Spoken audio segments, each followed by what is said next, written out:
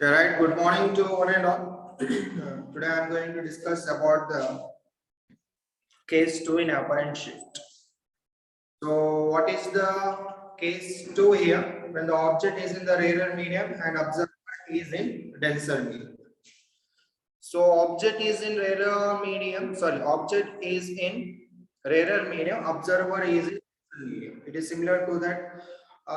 Let us consider object is a bird and the observer is the fish.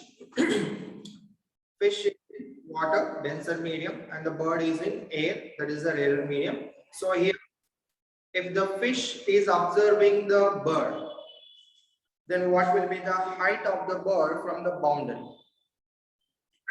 Will it decreases or else will it increases? That is what we have to find out here. Okay. Let us consider this point is a boundary here, which divides the two medium. This is the medium one, rarer medium. And let us consider mu1 is the refractive index of the rarer medium. And this is the second medium, denser medium. And mu2 is the refractive index of the denser medium. Mu2 is the refractive index of the denser medium.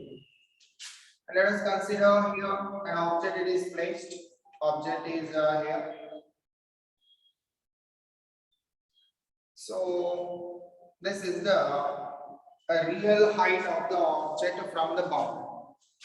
What is this one? This is nothing but real height of the object from the boundary. So from the object, let us consider two incident rays, one incident ray, normal incidence. So as we know that for normal incidence, there is no refraction. Right, means the light travels in a straight path here. Let us consider A is the point of incidence. And this is the refracted ray. This is the denser medium. Right.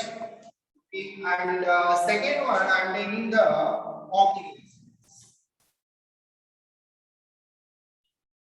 So let us consider this one is the second incident ray, and B is the point of incidence for the second incident ray. And here I am drawing a normal. So this is the normal drawn at the point of incidence B now. Now here the light ray is traveling from rarer medium to denser medium. So as we know that it bends towards the normal. It bends towards the normal. Refracted ray bends towards the normal. Now where is the image formed? As we know that image it is formed at the point of intersection of the reflected rays or refracted rays. Image it is formed at the point of intersection of the reflected rays or refracted rays. Now here these two are the refracted rays and these two are the divergent refracted rays. So therefore image cannot be formed here. Right. Image cannot be formed here. So what we have to do? We have to extend the refracted rays in the backward direction. So I am extending the refracted ray in the backward direction. So here, so these two refracted rays will intersect at this point.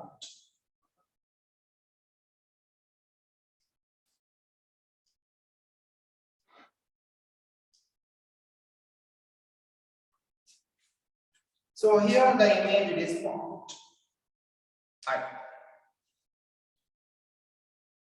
So actually the object it is here, right? But for a fish in the water, suppose if I consider object as the bird here, for a fish in the water, the bird will appear, it is far from the boundary. It is far from the boundary. Now here, what is this one? This is nothing but apparent height. It is not true. So this is the apparent height.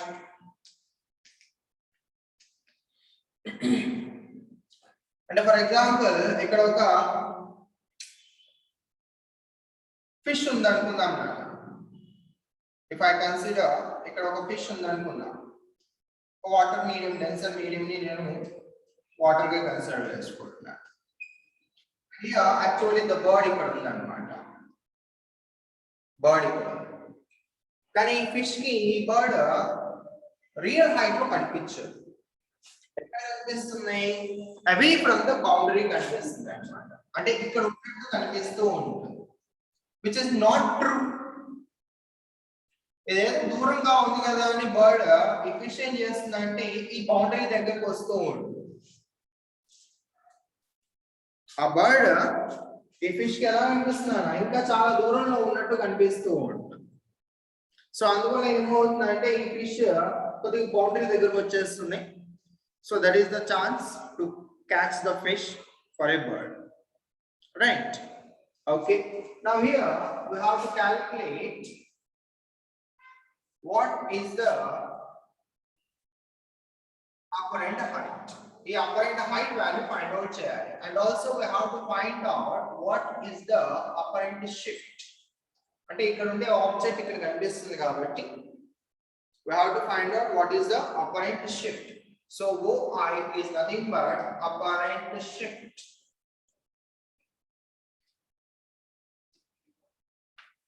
Okay, now at the point of incidence B, what is the angle of incidence? Angle made by the incident ray with the normal is called as the angle of incidence, and the angle made by the refracted ray with the normal is called as the angle of refraction. Is that clear? Angle made by the incident with the normal is called as the angle of incidence. Angle made by the refracted with the normal is called as the angle of refraction. Okay, now these two are parallel lines, and this is the only one refracted ray. So angle of refraction, and here also we'll get the same angle of refraction. And here these two are parallel, and this one is nothing but opposite alternate angles here. This is the angle of incidence. So this is the complete diagram. Now by using this diagram, we have to find out what is the apparent height. What is the apparent height? Now here there are two right angle triangles, the similar concept as in the case 1, two right angle triangles OAB, other one is IAB. So here from the triangle OAB, what is tan I now? Tan I is equal to opposite side by adjacent side. If the angles are very small, then tan I can be considered as the I. So approximately equal to I, which is equal to opposite side AB by adjacent side is nothing but OA. So I is equal to AB by OA, and another triangle IAB. From the triangle IAB, tan R is equal to tan R. Tan R is equal to AB by IA. If the angles are very small, then tan R can be considered as R. So therefore R it is equal to AB by IA. So from the two triangles OAB and the another triangle IAB, I is equal to AB by OA and R is equal to AB by I. Okay, now I am applying the Snell's law at the point of incidence B now. Applying the Snell's law at the point of incidence B. So applying the Snell's law at point B. Okay. If I apply the Snell's law, so what is the refractive index of this medium? Mu1. So mu1 into sin I. So mu1 into sin I is equal to refractive index of the denser medium is mu2. So therefore mu2 into sin, what is the angle? Is nothing but R. Since the angles are very small, sin I it is approximately equal to I. So therefore mu1 into I it is equal to mu2 into sin R, it is approximately equal to R. Now substituting the I and R values in this equation. So therefore mu1 into what is I? I is nothing but AB by OA. AB by OA. It is equal to mu2 into what is R? R is nothing but AB by I. AB by I. So therefore here AB and AB get cancelled. Right. So therefore I want to calculate what is IA or else AI. Apparent height we want to calculate apparent height. So by cross multiplication, IA is equal to mu2 by mu1 into OA. Now let us write in words here. What is IA? IA is nothing but apparent height. So what is this one? This is nothing but apparent height. It is equal to mu2. Mu2 is nothing but denser medium, refractive index of the denser medium, by mu1 is the refractive index of the rarer medium, into OA. What is the OA? OA is nothing but the real height.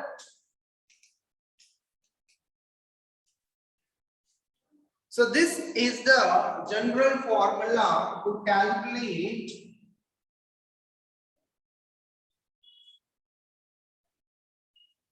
apparent height when the object lies in the rarer medium.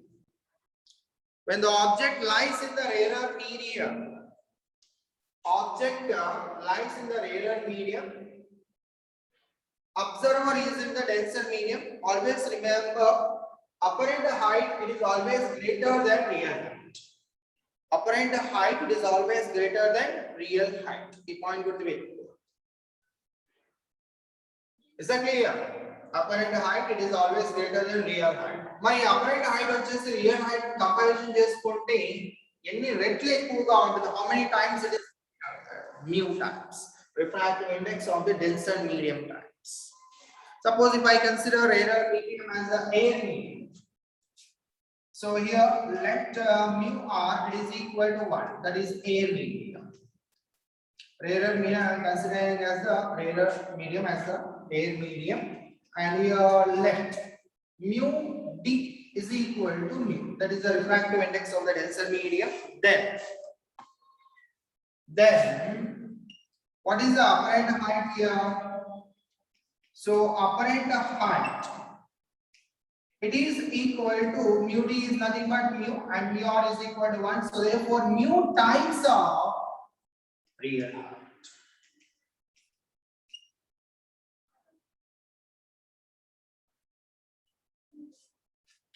So if the object is in the rarer medium, always remember height increases. So how many times it has been increased? Mu times. If the object is in the denser medium, then it will be close to the image will be close to the boundary. Means apparent depth it is less than the real depth. Now how many times it is less? By mu times. 1 by mu times. Are you getting? And the denser medium the object in that corner towards the boundary move. Rarer medium the object in the away from the boundary image format. These 2 points denser medium lo object unte image it will move towards the boundary, and the apparent depth it is less than the real depth. So how many times it is less? Means into 1 by mu times refractive index of the denser medium. If the object is in the rarer medium in that one, then the height increases, the distance of the image from the boundary increases. Now how many times it has been increased? Means mu times refractive index of the denser times. So that is what you have to remember here. Okay. Now let us calculate what is the shift now. Shift, apparent shift. So from the diagram it is clear that AI minus AO is equal to the apparent shift.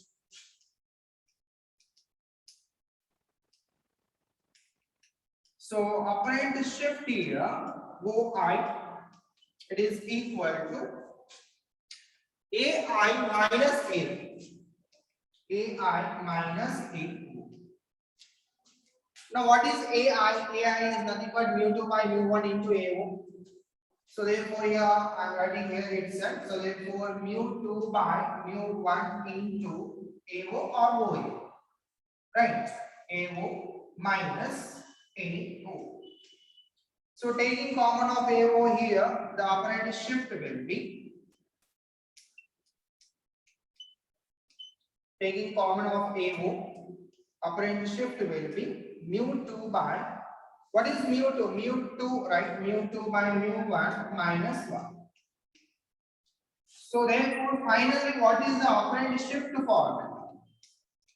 Operand shift, what is AO? AO is nothing but the real height. So real height of, what is mu2? Mu2 is nothing but refractive index of the denser medium. So therefore mu d by mu1 is the refractive index of the thinner medium. So therefore mu r minus 1. So this is the formula to calculate the apparent shift. What is the shift of the object? What is the shift of the object? So therefore, what is the apparent shift here? Apparent shift, it is equal to real height of refractive index of denser medium by refractive index of rarer medium minus 1. Suppose if I consider rarer medium as the real medium, then mu r is equal to 1. And mu d is equal to, if I take this condition here, mu r is equal to 1 and mu d is equal to mu, then apparent shift it is equal to real height of mu minus 1. Real height of mu minus 1. So I hope you understand this one.